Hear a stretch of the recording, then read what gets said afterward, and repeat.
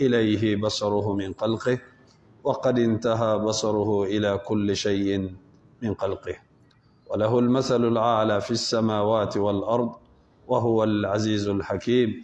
وهو الذي إله في السماء وإله في الأرض وهو العليم الحكيم. فالاستواء معقول والكيف مجهول والإيمان به واجب والسؤال عنه بدعة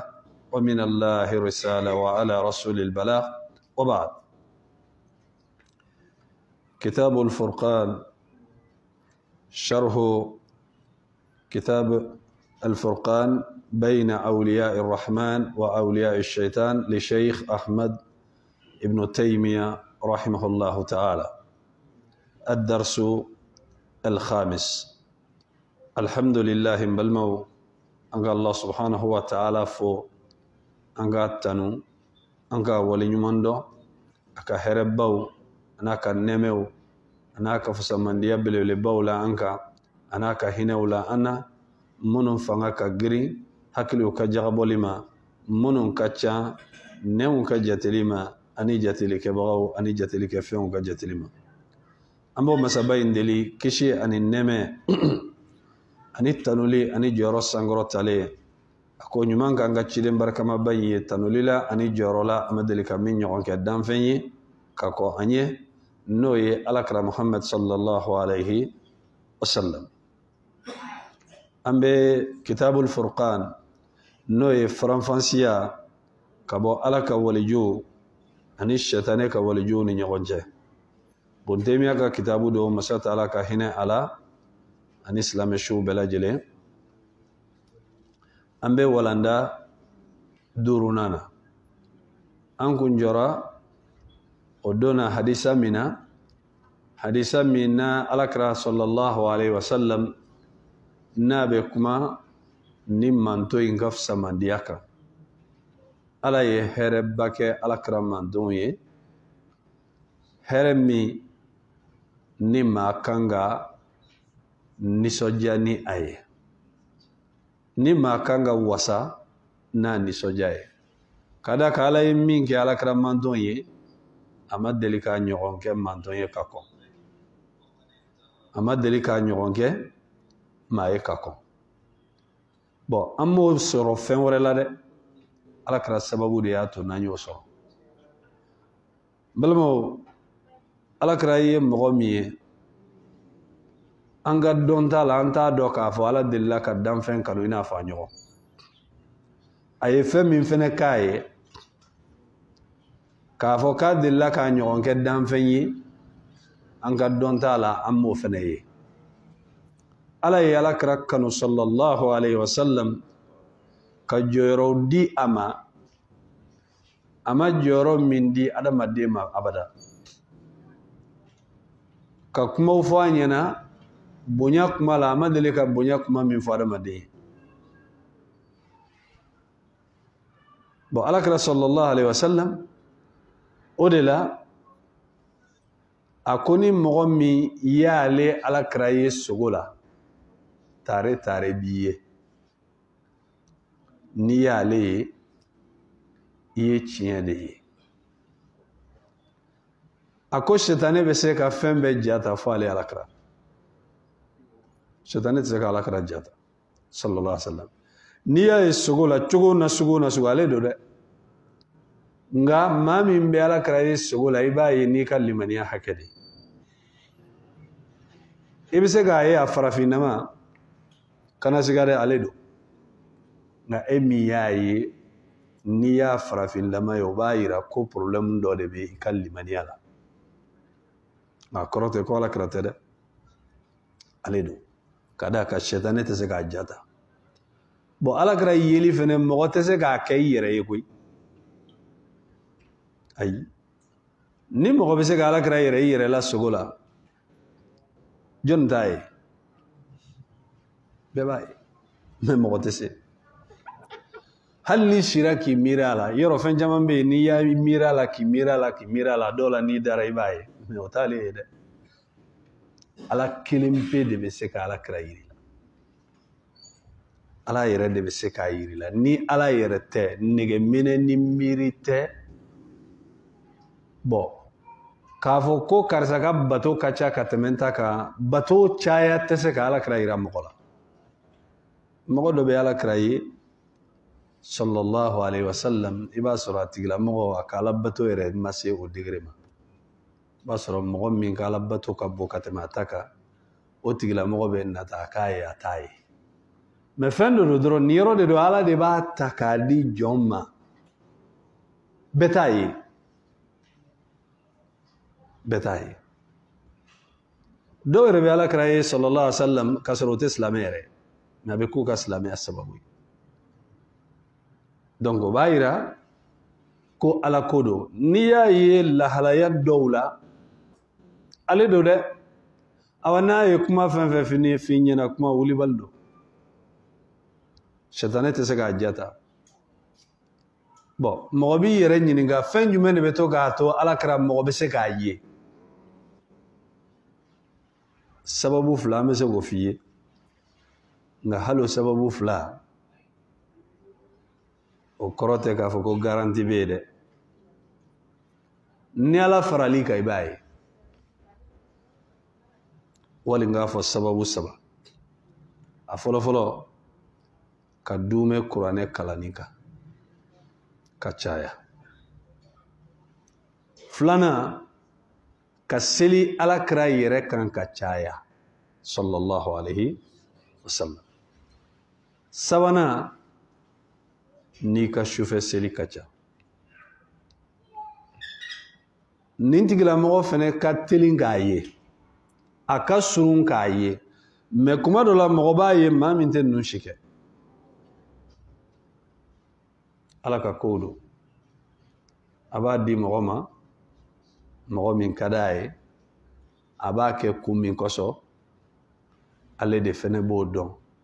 nka ala kɔni tɛ relation kɔni bɔ jɔn si ni alakira cɛ gansan bɛɛ t'a ye fasamandiya belebeleba b'a la an bɛna don hadisa min kɔnɔ i bɛna dɔn k'a fɔ ko mɔgɔ gansan tɛ bon ni ala y'a yira i la ni maa kan ka sa ni nisɔndiya ye i kan ka sa ni nisɔndiya ye ka d'a kan bala ko hadisa dɔ la ni ma fili ni mɔgɔ min y'ale ye i tɛ jeni sogo la dɛ sogo la n'a hadisa kɛnɛyara sinon mɔgɔw y'a ɲɛnama ye o m'u kisi jahanama ma dɛ mɔgɔw y'a ɲɛnama ye o m'u kisi jahanama donni ma nka a yeli sogo la a tɛ se ka fabriquer a tɛ se ala kelen bɛ de bɛ se k'a kɛ ka d'a kan jɔn sogo la ala de bɛ décider o la jɔn tɛ décider izen a ko wa qala sallallahu alaihi wasallam ni hadisa in lamɛn dɛ a ko ala ka ciden ko wa ana awwalu man tanshaqqu anhu al-ardu hadisa kɛnɛma na ala kira ko sallallahu alaihi wasallam ko ne de ye mɔgɔ fɔlɔfɔlɔ ye dugukolo bɛ ci ka bɔ mɔgɔ min da la lahara ni jɔli bɛ ni wuli bɛ na kɛ kɛnɛ kan buru bɛ fiyɛ n'an bɛɛ tɛ wuli cogo kelen na dɛ an tɛ kelen ye ala bolo a ko dugukolo bɛ ci ka bɔ mɔgɔ fɔlɔ min da la yanni maa tɔw ka wuli a bɛ ci ka bɔ ale alakira de fɔlɔ da la a bɛ wuli k'i jɔ o de la a ko hadisa la a ko n'ale wulila a bɛ Musa jɔlen sɔrɔ Musa kelen don k'i bolo kɛ ka larisi nduloma minɛ a k'ale t'a dɔn n'ale fɔlɔ de wulila wali ni Musa fɔlɔ de wulila bon kuma ninnu u tɛ ɲɔgɔn fɔngɔ ɲɔgɔnya u tɛ ɲɔgɔn wuli a ko dugukolo kɔni bɛ ci ka bɔ mɔgɔ fɔlɔ min da la o y'ale ye a ko wa qala ati bab aljanna yawm alqiyama an bɛ kitabu jumɛn na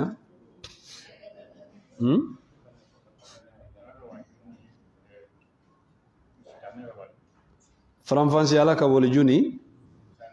shetane ka waliju te kitabutigi nga kuma lamede koro de be kuma nunu na be ka min fo mɔgɔ si ka walijuya tɛ kɛ waliju ye f'i ka tugu alakira kɔ kuma in ka mo de ma i tɛ se ka kɛ ala ka waliju ye ko k'a fɔ ko e tugulen tɛ alakira kɔ sallallahu alaihi wasallam ko sira wɛrɛ de bɛ e bolo ko maaw de bɛ tugu e kɔ mais e kɔni tɛ tugu alakira kɔ i tɛ ala ka waliju kɔni ye i ka walijuya bɛ dafa de n'i tugura alakira kɔ maa wɛrɛw ta fɛnɛ tɛ dɛ minnu b'a fɔ ko alakira tun b'a ta yɔrɔ min na k'olu b'a ta yen de direct la k'olu mago tɛ alakira yɛrɛ la o ko tɛ olu ko k'olu b'a ta ala yɛrɛ fɛ direct la olu ka limaniya fɔrla olu pana hali jibirila yɛrɛ kunna olu b'a ta ala yɛrɛ de bolo direct la ba kitabutigi bɛ nani nin kuma ninnu ye ka o sira kuntan ninnu de galontigɛya mɔgɔ tɛ se ka ala sɔrɔ alakira kɔni ka mantonw na f'i ka tɛmɛ alakira de kɔfɛ hadisa in lamɛn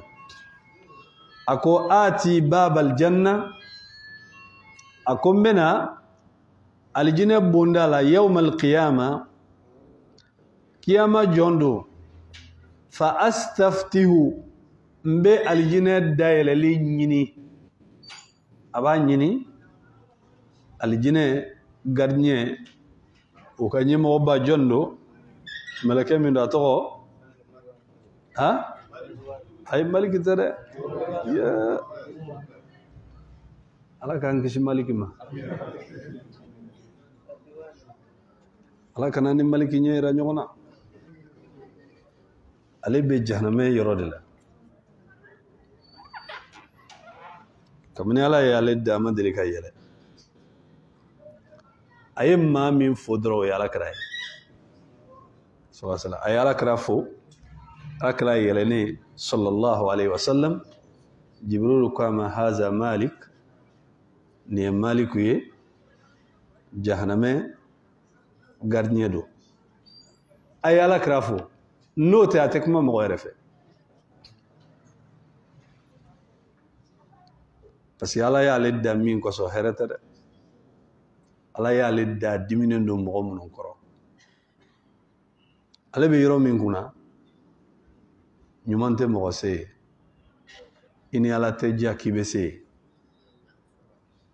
ala k'an kisi o ma ridwan o b'a fɔ k'ale de ye alijinɛ mɛlɛkɛw ka gardien kuntigi ala k'an n'ale ɲɛ yira ɲɔgɔn na a ko fa astaftihu n bɛ dayɛlɛli ɲini fa yaqulu al-khazinu o ye gardien ye o b'a fɔ man anta e jɔn ye fa aqulu muhammadun b'a fɔ n ko muhammadu don o de la n'i taara mɔgɔw ka du kɔnɔ n'i ye da kɔngɔ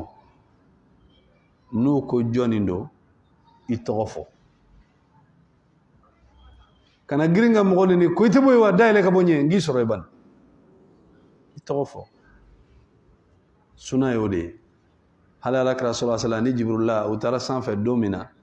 n'u sera sangolo o sangolo ni jibrila ye da kɔngɔ o bɛ ɲininkali de kɛ jɔnni don jibrila b'a fɔ ne don ne jibril don u b'a fɔ ko i ni jɔnni bɛ ɲɔgɔn fɛ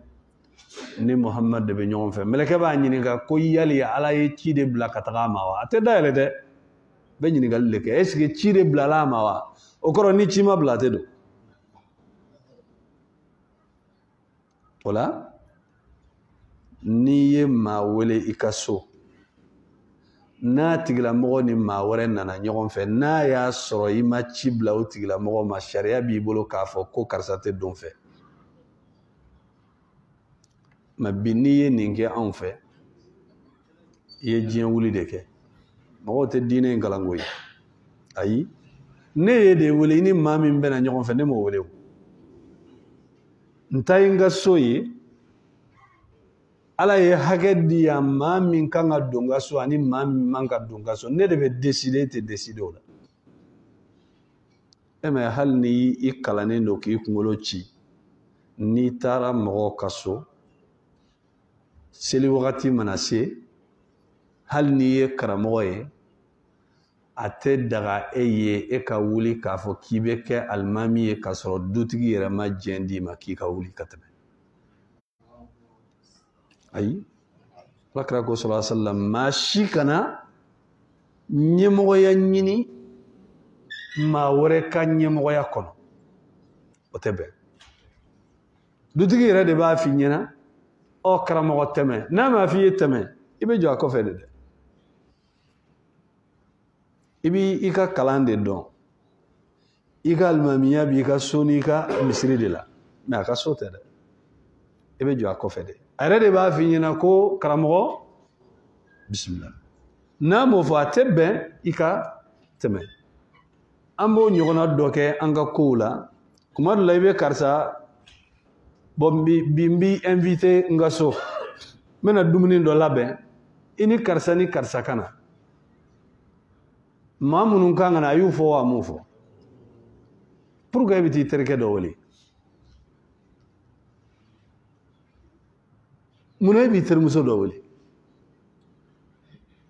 ko a tiɲɛ yɛrɛ la wallahi ne nin ka di n t'a fɛ n ka ko foyi ka fɔ a kɔ o de la n'a nana n'a bɛ se ka don I bɛ fɛ k'a kɛ mɔgɔ jugu ye wa n'a ko k'a tɛ don a ko min tɛ don o tigi bɛ ɲinɛ a kɔ n'a fɔra k'a sara su in na a b'a fɔ ko Ala ka hinɛ a la wa jɔnni ka baara don e min y'a wele e de ye baara jugu kɛ ninnu bɛɛ ye kow ye an kan ka kunu ko minnu kosɔn an ka silamɛya la an ka ɲɔgɔn ka hakɛ dɔn an kana kɛ sababu ye ka maaw juguya don ɲɔgɔn kɔnɔ n'i ye maa wele e min welela e de bɛ na a tɛ daga e ye cogoya si la e ka mɔgɔ wele wele ka fara I kan ka sɔrɔ I ma sotigi jɛ ɲini ɔ dɔ bɛ n'i jɔ ko Alakira m'a kɛ wa e ye Alakira ye wa yɔrɔ sahabakɛ Ghazwatul Khandaq don a ko a nana du kɔnɔ a y'a sɔrɔ Alakira sallallahu alaihi wasallam k'a to fara cili la dingɛ kɔnɔ gabakurun de kun sirilen don sahabaw kɔnɔbara la Alakira yɛrɛ kun kelen don ka fara de ta k'a siri a kɔnɔbara la kɔngɔ bolo sallallahu alaihi wasallam a y'a bolo kɔrɔta min kɛ sahabakɛ y'a ye farakurun sirilen don Alakira kɔnɔ la pour que a bɛ se ka girinya cogo min na a y'a dɔn k'a fɔ ko kɔngɔ b'a la a bolobagatɔ taara ka so a ko ne ye Ala ka ciden ye cogo min na bi a ko n tɛ se ka sabali ta a ko fɛrɛ kɛ I ka fɛn dɔ dilan a ye dumunimafɛnnin dɔw labɛn a ko taga I ka ciden mundɛni wele ka na a taara a ye Alakira mundɛni wele Alakira ko sahaba minnu b'a kɛrɛfɛ a ko a ye wuli an ka taa ayiwa u natɔla cɛ nana a ko a muso ma a ko a kelen tɛ ka na dɛ a ko I y'a wele wagati min na a ko a kɔni b'a kalama wa a ko awɔ a b'a kalama muso ko a to yen n'a nana n'u ye kibaruya dɔ de bɛ yen e k'a bila u ka don muso ko ni Alakira yɛrɛ de y'u wele e k'a bila u ka don cɛ siranna mun ye dumuni min dilanna a ma dilan ninnu bɛɛ kama a kana na ban mais Ala ye kabako dɔ kɛ Alakira sallallahu alaihi wasallam n'a bɛ dumuni minɛ min kunna n'a y'i tigɛ jigin a bɛ dumuni kɛ fo k'a kɔnɔ fara a tɛ ban u y'a dun k'a dun k'a dun k'a dun k'a dun k'a kɔnɔ kɛ denw u kun jɔlen don dumuni min na foyi ma bɔ a la ni Alakira ye maa wele ka fara a kan o ni Ala bɛ ɲɔgɔn bolo nka a tɛ daga ne ye a tɛ daga e ye ni maa y'an invité an ka maa wɛrɛ wele an nɔfɛ n'i b'o kɛ I bɛ fɛntigi de wele fɔlɔ k'a jɛ ɲini a fɛ a bɛ se ka kɛ a ye sigila minnu commandé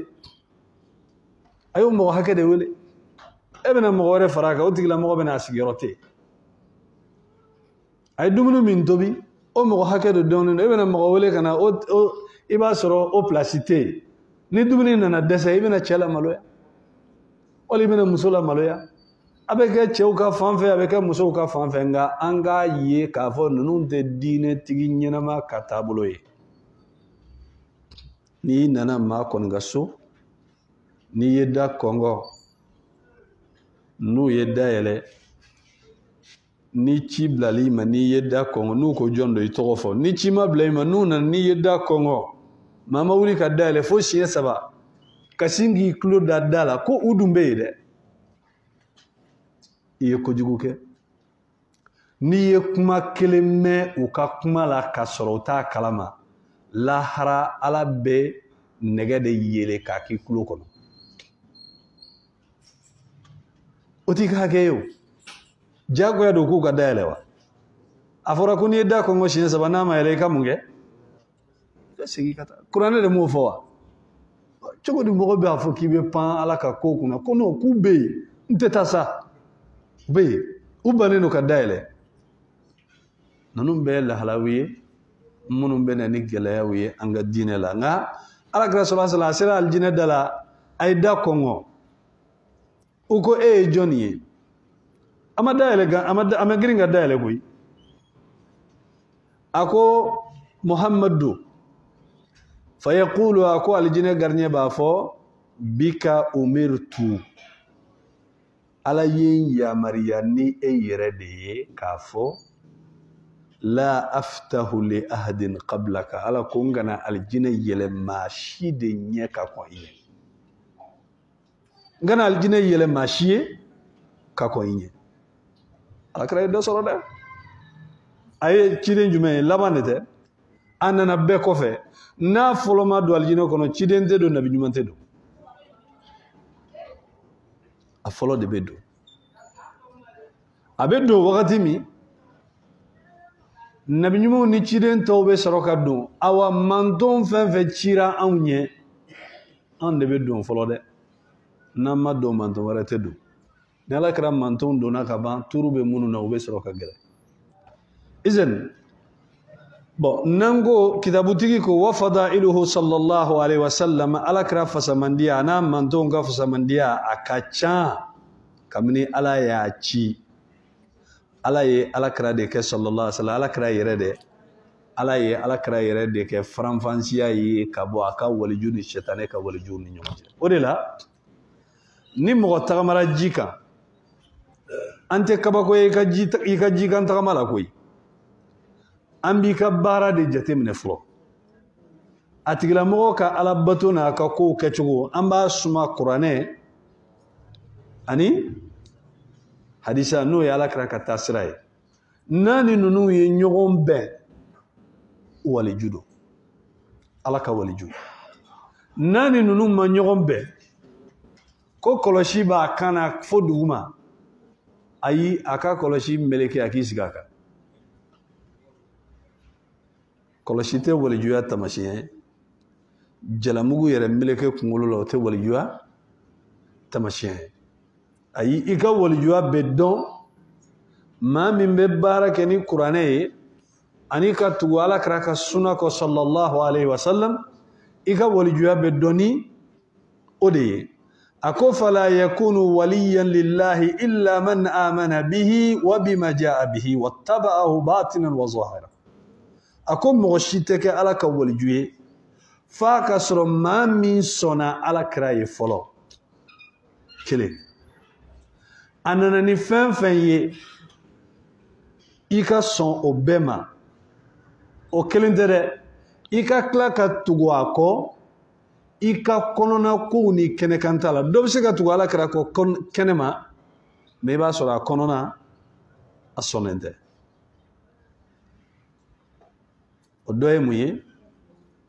i b'a sɔrɔ ala kɛra ka kuma dɔw bɛ n'olu fɔra ɲinɛ a b'a ɲɛ kumu adun bɛ seli ni fɛn fɔra fɛn min b'a intéressé a t'a ɲɛ kumu bon ala kɛra ka kuma o kuma n'a fɔra n'i ɲɛ kumu i ka lahalaya ka ɲi wa i ka lahalaya man ɲi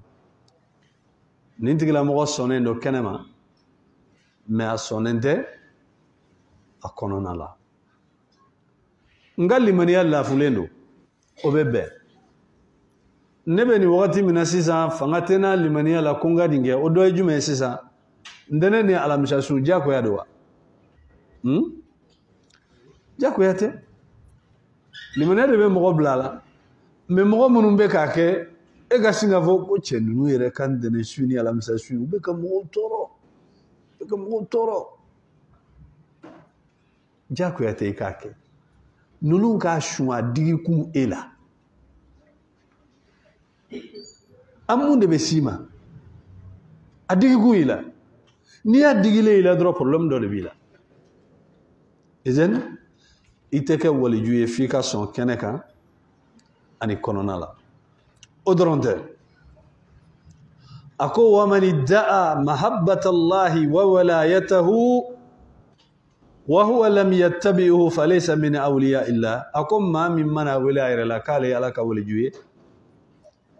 ka ma min mana ala kanum wali ayra ka fa ale be ala fe ala ka wali judo mi amatu ala krako sallallahu alaihi wasallam ako ala ka wali jute aywa afori nyena ko sebengo ko ala kramake bagango ala kramake kamo tego seben nege wala haka ka wurudi ala kramake e ko halni ala kramake ngamba ke ni qur'ane de isonawa ha masonda ayi itesega ke walijuye fando fe kabanga ke walijuye fando fe abede beta nyon fe mimay otedo ala kraka ko lade ayi abadan ako olasa ako bal man khalafahu kana min a'da'i llahi wa awliya'i shaitan ako mogo na ya ala kra fango nyoya ko bal kiye ka fsauti ila mogo be ka ala jugude la abeke shetane ka wali jula ni ala kra kon fango nyoya ibe fara ala juguka ka fara shetane ka wali juka kadaka ni ala kanu ye chiye ala kra kanu I kanga kanu kateme hali I yereka yoro ay joro solo de I yereba kun I kanga ala kra tanu kateme yereba kun sallallahu alaihi wasallam parce que ni ala kra sababu kun de ite do aljina law ebse gi yere do la ebse ga delli gi yere ala kra sababu de ato ye qur'ane solo ala kra sababu de ato ye Islamia don ibe seli ibe shu ni ala kra kuma ga sababu ye e yere tese ga nunun ki yere ifate se batese mogorete dugulu ka mimbese donc aka kan ika ala kra kanu kateme yere ka ibe ala de kanu folo kateme fembe ka ibe kla ka ala kra kanu sallallahu alaihi wasallam kateme fembe ka yere e troisième position yere be joro sabana odela don gelaw beni aya wala ko ayatul imtihan ko mamunu ya daw yere la kube ala fe ala masongo to ide ala wula jarabi ala ko qul in kuntum tuhibbuna allah muhammad afu yede ko nu bene ala defe fattabi'uni aytu ngo bo ni mo min banaka tu ala krako ite wala juwe de ibise ka ke walijuye shetane ka waliju ibise ka koyi me ala ka waliju koni kabba ala krala ko ala ka son ila otse ka ke ni tugura ala kra ko yuhibbukumullahu ala be ikanu wa yaghfir lakum dhunubakum abekla ka jurumu yafa Hasanul Basri ayo defo rahimahullahu ta'ala ko idda'a qaumun annahum yuhibbuna Allah kuma dawya angalun dawira la qulube alafe fa anzala Allah hadhihi al-ayata mihnatan lahum alafani ayatin lajigi lajrabili la kuka kanu laje wa qad bayyana Allah fiha anna man ittaba'a ar-rasula fa inna Allah yuhibbuhu ala yabbangini ayatin gono كابوني ما من تقول على كراكو صلى الله عليه وسلم كافو على بوتي لموفي ومن ادعى محبة الله نمامي على كنوولي أيرلا ولم يتبع الرسول صلى الله عليه وسلم أما تقول على كتشيدونكو فليس من أولياء الله أتجت على كوليولا وتولا وإن كان كثير من الناس يظنون في أنفسهم أو في غيرهم أنهم أولياء الله أكو هل نايا سرم ما چامان باب لوي ركونو كافو كولوي على كولجوي ولو بما چامان جيغي أكو على كولجودو أكو ولا يكونون من أولياء الله وتقول ما قلت زكاك على كولجوي أكو فاليهود والنصارى يجيفوني كريتشون أولو يا داو يرلا كافو كولوي على كنباوي قل كافو كولوي على كنباوي على يونينغا قل محمد أونينغا سا فلما يعذبكم بذنوبكم بل أنتم بشر ممن خلق نوغو كو أوي على كنبانشوي أو دني على كسلو كتمبيك أو جيفوني كريتشون محمد أفونينا كومنا كوالا باي أو نيانغتا ناوكا جرموي بل أكاكما ينشيته نغالوندو شيء يميده أنتم بشر ممن خلق أو يمودينا فعلى يمودان شغمنا أني مغبر كلين على بلو أني مغبر كلين على بلو أكللا كوجتوني وقالوا لن يدخل الجنة إلا من كان هودا أو نصارى وكو جيفوني كريتشونكو كم مغتدوا على الجنة كونكو ني أون جيفوني أون كريتشونته نان جيفوني أنكرين جونته على يوجابي أكوتين كامانيهم ويو كان نتافونو كما فودي كبسي يوديو كتاسي على كما ولا هم يحزنون على يايرا كافوكا كمي وتشين يده أيوة وكان مشرك العرب يدعون أنهم أهل الله لسكناهم مكة ومجاورتهم هم البيت ومجاورتهم البيت أيوة هل مغان كافر فنه أولو فنه يا إيرا مولا ويافو كولو دي على كام مغكرنغرني ويه منقصو بس مغان كودو لو مغان سيغبا ويه epi alkaba yere fene be olu de bolokoi olu silelo alkaba krefe wa kanu yastakbiruna bihi ala ghayrihim kafranin beka o kumbe yere bonya de ke mauka nuka alkaba korosiye ngodi ya to bana kuranela odi ya to ubana kuranela fewre mu ba kuranela de ala ye titiri ni bonya min duma odi la kuma dola ala be jombla place dola kana yi sanfela nyini de sanfela manyi bema ema yala te naflo di bema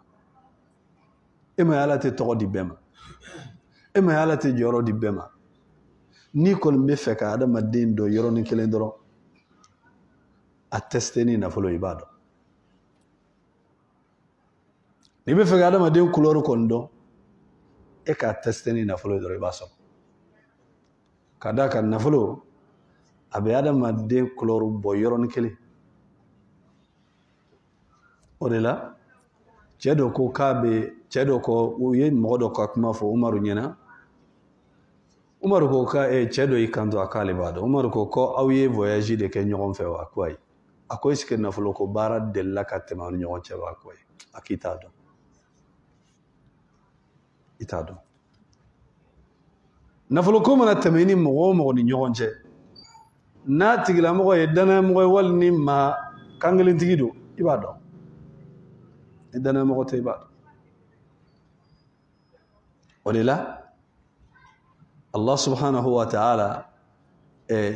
joyoro ani nafolo ani sorobaw amay bema man la la bible place dola iba foko he hal ne kun karata wallahi ni ne ku yini soro karsa be place mina me minge bebay e kumaro lay baye ala be problem do geleika ni misri be dale nyina na be datu ba fa ko karsa amena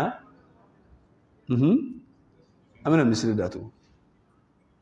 o wati ba soro yoro kakala ode nga arabe green ka wonin do dale do be fiye samali damne hal ita tometola yere circulation atu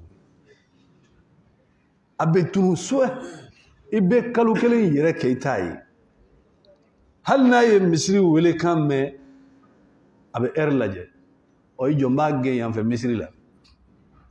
abe tiso basala orila ala be adama dendo fem min kaju adama de ma wena fuloy kalla innal insana la yatgha an ra'ahu istakhna ma be fen chaman wele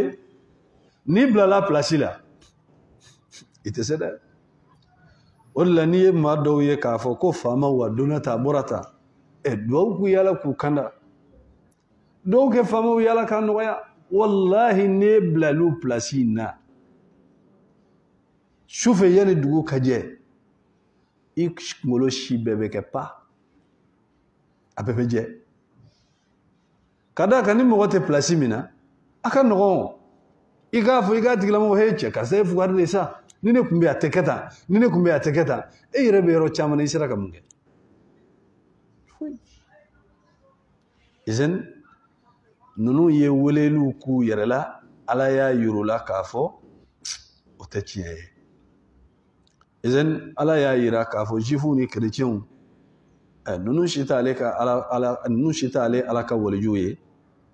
inafo Allah subhanahu wa ta'ala ko wa ma lahum alla yu'azzibahum Allah wa hum yasudduna anil masjidil haram wa ma kanu awliya'ahu in awliya'uhu illa almuttaqun magan gafiru uko kolu ya ala ka jonjumonde ala yira tene ka walijuye de ne ala ka so minni mau kanga bato kala obe ka jonne ka chide ni aka jamakulu ni so ni nyonje kute seyino utale ala bato ako atale ala ka walju ale ala ka walju ye mamunu ye munu ni ala ni salanya jon o mo be se ka ala ni salanya jon en chogodi kasoro ko ni ala krabai ko ete tugoko awa ablay kuna muminin dafale ni ala ye bonya kaye no ye walijuya bonya ye iba soro atigila mo ka ala kra tugu nofe ya sallallahu alaihi wasallam o de forlendo ala ba bangi abisiraminka olla ni ya jatemne bonya kra mamunu ye walijuya bonya la mamunu nana sahaba kofe olu ye min soro ka boni sahaba utayo walijuya bonya plasi ala ma chaman ke sahaba wede ala ya chaman ke mamunu ye targula jonuno tabiinaw sahaba ka kalandew mun goso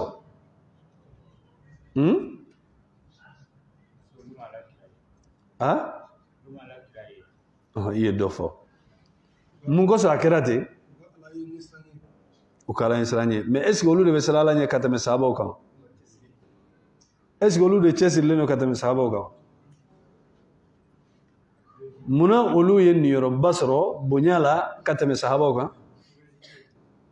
curiosité wetu ba kan yede est-ce que olu de tura ala kra ko katame sahaba kan ay akuye femi bundemia yafo ako sahaba kalimaniya kun ka green mogo min kalimaniya ka fegen kuma dola ala benani bonya ye katigila mogo kalimaniya fanga green ka ira ala ka fo kane ala be nyogon fe pour que aka se ka sabati sahaba kalimaniya kun bero muna o mago kuntenna parce que olu ka danganiya sera yoro la olu e jibrila unyela siga tese ki nyeshi olu kalimaniya ma me tabinaw ani munu nana tabinaw kofe ala ka bonya chayara olu de la kosobe kateme sahabaw kan kana ukal limaniya jiginyali ye sahabaw duguma pour que u ka se ka sabati u ka do ka fu be sira min ka akan olu be sahabaw nyote kelenye de ayi sahabaw kal limaniya olu ala kra unyela sallallahu alaihi wasallam qur'an be jigu nyebala u be jibrila unyela donc ni ala ka halakili yerete siga kan na ilawa olu siga tena ulula donc olu kun mago tɛ fɛn na fɛn min bɛ se ka olu ka limaniya k'a fɔ ko a b'a dilan ka ɲɛ parce que olu ni Alakira yɛrɛ de ye ɲɛnamaya kɛ ɲɔgɔn fɛ sallallahu alayhi wa sallam u ye kabako ye u ɲɛ la maa tɛ se k'o kabako ye mais tabiina olu ma Alakira ye olu tugura Alakira kɔ sallallahu alayhi wa sallam ka tugu Alakira ka kalandenw kɔ olu bɛna jɔyɔrɔ dɔw la Ala bɛ ko dɔw kɛ u jigila kana tigɛ k'u sabati k'a yir'u la k'a fɔ u bɛ sira min k'a ka ɲi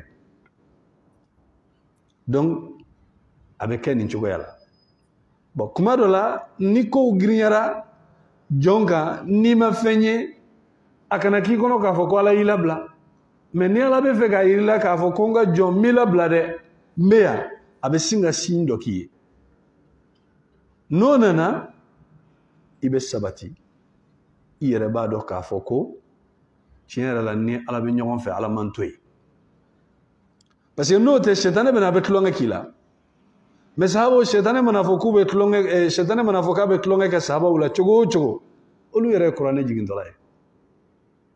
olu yɛrɛ ye Jibrila y'u ɲɛ la Jibrila nana sigi u cɛla ka baro kɛ o ni tabiinaw tɛ kelen ye olu ka limaniya bɛ degré min na a fɔr'u ɲɛna ka sɔrɔ u ma sa i bɛ alijinɛ kɔnɔ sɛtanɛ bɛ se ka mun k'olu la tuguni hali ni sɛtanɛ ye fɛn kɛ a ka fɛn kɛ a tɛ foyi tiɲɛ mais o ni mɔgɔ minnu ma Alakira ye sallallahu alaihi wa sallam o ni mɔgɔ minnu ma kuranɛ jigintɔla ye olu ka lahalayaw tɛ kelen ye o de la n'i y'a lajɛ tabiunaw ka karama de ka bon kojugu o de ka ca kojugu ka tɛmɛ sahabaw ta kan bon nin différence de bɛ u ni ɲɔgɔn cɛ o de la dɔ y'i kanto k'a fɔ Umar ibn Abdulaziz k'a ni Muawiya ko jɔnni ka fisa ni jɔnni ye yɔrɔ Ala ye min kɛ Umar ibn Abdulaziz ka wagati la a ka dɔgɔ Ala ye min kɛ hali sahaba dɔw ka wagati la u ye Ibn Taymiya ɲininka ko Umar ibn Abdulaziz ni Muawiya jɔnni ka fisa a ko bɔgɔ min sigira Muawiya nun kan k'a to kɛlɛkɛyɔrɔ la o bɔgɔ kelen ni Umar ibn Abdulaziz ka baaraw tɛ se ka suma a ko Muawiya ye Alakira ye ɲɛ la a tugura Alakira kɔ sallallahu alaihi wa sallam Umar ibn Abdulaziz dun ye tabiina o ma Alakira ye a ɲɛ la ninnu bɛ se ka suma sahaba ni mɔgɔ tɛ se ka suma dɛ ayi olu ye min ye u ɲɛ la o bɛ wasa kɛ Alakira titiri ni foyi tɛ se ka suma hali ni ye diɲɛ bɛɛ de dumuni ka diɲɛ bɛɛ min ka diɲɛ bɛɛ balo san 100 san 1000 yirika i ni sahaba ka baara kelen a tɛ se ka bila balansi kɔnɔ parce que aw tɛ mɔgɔ kelen ye fɛn tɛ yen e ka baaraw la min bɛ se ka suma Alakira ka yeli ma ka tugu a kɔ a ɲɛnamaya la a tɛ yen izan a ko wa sabata fi sahihayn a nana sahihayn kɔnɔ an Amr ibn al-As radiyallahu ta'ala anhuma ka bɔ Amr ibn al-As yɔrɔ قال سمعت رسول الله صلى الله عليه وسلم يقول جهارا من غير سر أقول على كرام صلى الله عليه وسلم نابا فو بانجلا كسرو غندوته إن آل فلان إكادو كافو كارسا دونغيولي ليسوا لي بأولياء ننونت ماويكم ما منونك سروني لكوي إنما ولي الله وصالح المؤمنين إكادو ني ni min ka suru ka tɛmɛ bɛɛ ka o ye Ala de ye ani mumini ɲumanw a ko wa haza muwafiq li qawlihi ta'ala fa inna Allaha huwa mawlahu wa jibrilu wa salihul mu'minin Ala ye nin fɔ Alakira musow ye ko n'u ko k'u bɛ Alakira tɔɔrɔ sallallahu alaihi wa sallam a k'a dɔn k'a fɔ ko Alakira a ka ko dilanba o ye Ala de ye dɛ o tɛmɛlen kɔfɛ Jibrila fana bɛ fara kan dɛ o tɛmɛlen kɔfɛ mumini ɲuman fana bɛɛ lajɛlen bɛ Alakira kɔ donc a tɛna se Alakira la izan o la n'an ye nin ye a ko huwa man kana salihan min almu'minin wa humul mu'minuna almuttaqun awliyaullah maa min mana kɛ jɔn ɲuman ye kabini mumininw na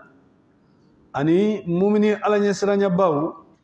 o de ye Allah subhanahu wa ta'ala ka walijuw ye a ko wa dakhala fi zalika Abu Bakr wa Umar wa Usman wa Ali wa sa'iru ahli bayti ridwan allazina bay'u tahta ash-shajara a ko mɔgɔ minnu ni n'u donna nin kɔnɔ Abubakar bɛ yen Umar b'o kɔnɔ Usman ni Ali bɛ yen ani bayatu ridwani o maaw fɛnɛ olu bɛ nin kɔnɔ n'o ye baya ye baya kɔrɔ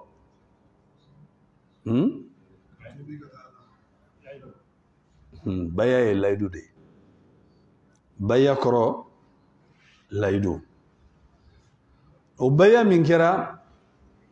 Alakira sallallahu alaihi wasallam ni sahabaw cɛ o bɛ yen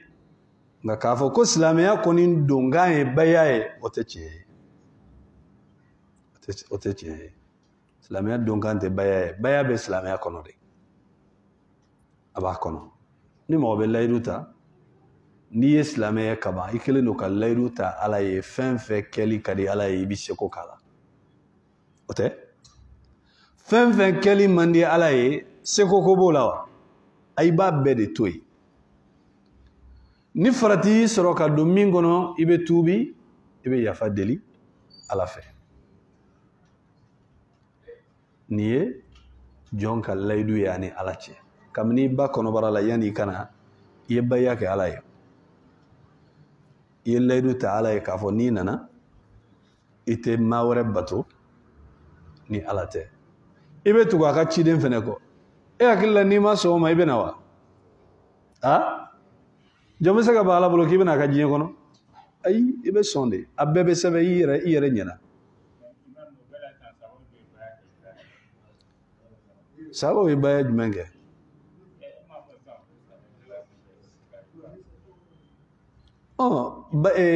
n'an ko diinɛ lasili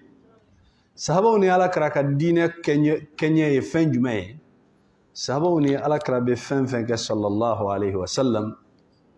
o bɛɛ ye ka diinɛ explication de yira mɔgɔw la ko tun bɛ sahabaw sɔrɔ kuranɛ aya bɛ jigin a kama n'o ko nana mɔgɔ min sɔrɔ est-ce que kuranɛ aya bɛ jigin kama e ka ko bɛ don aya jiginna sahabakɛ ka baara min sababu la bon Alakira ni sahabaw ye fɛn min kɛ fɛn dɔw bɛ olu kɛra ka tɛmɛ o kɛra olu ka wagati de la i n'a fɔ an bɛ ka nin baya min fɔ tantɔ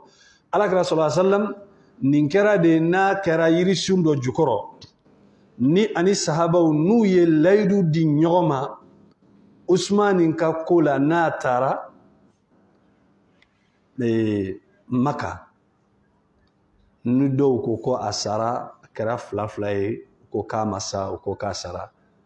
donc Alakira sallallahu alaihi wasallam a ye layidu ta sahabaw ye maa min b'a dɛmɛ n'a tɛna janfa est-ce que an bɛ se ka don o kɔnɔ an kun b'a kɛnɛ kan an kun t'o kɛnɛ kan izan Usman kun tɛ yen Alakira fana y'a tigɛ kelen kɛ ta a ko nin tigɛ dɔ in ni ye Usman tigɛ ne yɛrɛ tigɛ filɛ a y'a kɛ Usman place la sallallahu alaihi wasallam fɛn dɔw bɛ yen olu kɛlen don kuma bannen don seginkali tɛ olu la kuranɛ bɛ olu ɲɛfɔ an ye Alakira ni sahabaw ye olu minnu kɛ o bɛ wasa an tɔw ta bɛna kɛ de k'a kɛ ka taga mais o kɔrɔ tɛ k'a fɔ ko o min kɛra ko anw fɛnɛ ko o ɲɔgɔnna dɔw kɛ n m'a dɔn ni kuma in bɛ ka faamuya nin min filɛ nin ye nin kɛra yirisun de duguma Alakira ko sallallahu alaihi wasallam a ko la yadkhulu an-nara ahadun baya'a tahta hadhihi shajara maa si tɛ don jahanamɛ la maa min ye layidu ta ne Alakira ye nin yirisun juguma ayiwa an fɛnɛ ka taa an sigi yirisun dɔ kɔrɔ an k'a fɔ k'an bɛ nin kɛ ɲɛmɔgɔ dɔ ka na k'i sigi a fɔ nin kibaruya in bɛ sen na awa a ye n'aw sigi yirisun kɔrɔ n bolo filɛ ni mɔgɔ mɔgɔ ye layidu ta ye i tɛ don jahanamɛ la an bɛ se wa an tɛ se donc Alakira ye nin kɛ kun de kama sallallahu alaihi wasallam nin kɛra kun min kama Ala jɛnnen don n'o kun ye n'o hali o ɲɔgɔnna ye anw sɔrɔ anw tɛ se ka nin kɛ parce que anw tɛ Alakira ye sallallahu alaihi wasallam anw ka baya bɛ kɛ mun ye an sɔnnen don diinɛ ma an ka ɲɛmɔgɔ bɛ yɔrɔ o yɔrɔ an bɛ sa ko an t'a janfa parce que o ye silamɛya yɛrɛ tagabolo ye o ma se ko ɲɛmɔgɔ ka n'i sigi ko alakira y'a kɛ iri sun kɔrɔ an fɛnɛ k'a kɛ iri sun kɔrɔ n'an y'o kɛ alakira m'o fɔ an ye dɛ alakira b'a dɔn min bɛ yen a ko mɔgɔ si tɛ don yan ni yiri sun duguma maa min ye layidu ta ale alakira ye k'i t'a janfa kɛlɛ la bon ni alakira ko maa tɛ don tasuma la jɔn y'a fɔ a ye a jɔn bɛ se k'o fɔ yan karamɔgɔ jumɛn karamɔgɔ yɛrɛ t'a ta yɔrɔ dɔn fɔlɔ e bɛ se ka jɔn garanti e yɛrɛ bɛ taga yɔrɔ min na i tɛ se k'a fɔ bon e tɛna se k'a fɔ k'i bɛ mɔgɔ garanti k'a fɔ ko karisa ni mɔgɔ fɛn fɛn ye nin layidu di aw tɛ jeni ayi ni karamɔgɔ ye hali o fɔ i kan ka segin a ka karamɔgɔya la parce que mɔgɔ min ni Abubakar ninnu ni Umar ninnu fɛn fɛn tun bɛ alakira nɔfɛ sɔlɔ ni alakira tun m'u taga yɔrɔ f'u ye u t'u taga yɔrɔ dɔn koyi olu yɛrɛ kun tɛ se k'u ka alijinɛ kɔnɔ don fɔ mɔgɔ ye mais ala de y'a don alakira da k'a fɔ u ka baara kɛta mais Abubakar ni Umaru ka kɔn o ɲɛ hali o tɛmɛlen kɔfɛ n ko a fɔlen Umaru ɲɛna ko k'a fɔ nafigiw tɔgɔ sɛbɛnnen don Huzaifa bin Yaman bolo Umar nana de a y'a ɲininka a ko Huzaifa a ko na ya dɛ a ko n y'i deli ala kama a ko nafigi minnu tɔgɔ b'i bolo a ko est-ce que n tɔgɔ b'a la wa